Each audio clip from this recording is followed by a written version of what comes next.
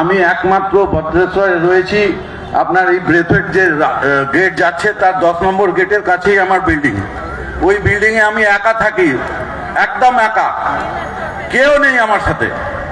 আমার পরিবার আমাকে পরিষ্কার বলছে, তুমি দল ছাড়ো, বাড়িতে চলে ফিরে এসো, আমরা তোমাকে সঙ্গে চাই। আমি বলি না, আমি বিজেপি করি, বিজেপি করব, বিজেপির মরা উঠতে আমি বিজেপি করব। এবং এই বিজেপি করার জন্য আমাকে গুলি খেতে হয়েছে, আপনারা জানেন অনেকেই। এই ব্রেথওয়েটের রাস্তাতেই আমাকে গুলি মারা হয়েছিল। এখানকার ক্রিমিনালের হাতে আমি গুলি খাই, সেই সব ব্যবস্থা করে যাতে আমি যে কোনোভাবে মারা যাই। আমাকে 17ই ডিসেম্বর 2019-এ আমার বাড়িতে ঢুকে মারা হয়েছিল আমাকে, বিজেপি না করার জন্য। এই 16ই মার্চ 2021 আমাকে সপাটে গুলি করা হয়েছে।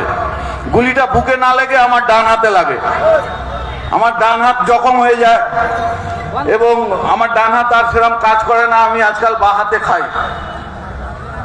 তো এই অবস্থা থেকে আমি বিজেপি করছি এখানে থেকে, এবং করতে থাকবো যতদিন বেঁচে আছি। আর আমার কিছু বিশেষ বলার নেই। আমি আপনাদের এইটুকুই বলবো, আপনারা মন খুলে আসুন। আপনাদের দেখলে আমরা আরো চাঙ্গা হব, আরো জোয়ান ছেলে বেরোবে। আজকে নানা করে 15টা নতুন ছেলে আমার সাথে এসছে, এখানে এই সভায় বসে রয়েছে। এই সাহসটা যোগাবে আপনারা, যারা বাড়িতে বসে আছেন, বাড়িতে বসে শুনছেন, সেসব মা বোনেদের, দাদা ভাইদের আমার কাছে আমি অনুরোধ রাখি, দয়া করে আপনারা বাড়ি থেকে বেরোন এদের বিরুদ্ধে। না হলে বাড়িতেই থাকতে হবে, বাড়িতেই কোণঠাসা হয়ে থাকতে হবে সারা জীবন। আর বেশি কিছু বলবো না। একটা হিন্দিতে একটা কথা বলে, ওটাকে শায়রি বলে আমি আমার বক্তব্য শেষ করব। একটু দয়া করে শুনবেন, হয়তো ভালো লাগবে। ये हक नहीं किसी को कि कोई मुसीबत में डाल दे, ये हक नहीं किसी को कि कोई मुसीबत में डाल दे और बंगाल के आवाम को कत्लेआम के आलम में डाल दे।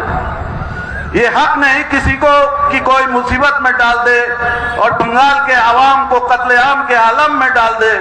अब तो हर दिल से निकलती है बद्दुआ, प्रभु राम करे तृणमूल को जहन्नुम में डाल दे, जहन्नुम में डाल दे, जहन्नुम में डाल दे। धन्यवाद। जय श्री राम। ভারত মাতা কি। আমি এখন মঞ্চে ডেকে নেব আমাদের শ্রীরামপুর সাংগঠনিক জেলার মাইনরিটি মোর্চার সভাপতি এবং ধূপজুড়ের লড়াকু নেতা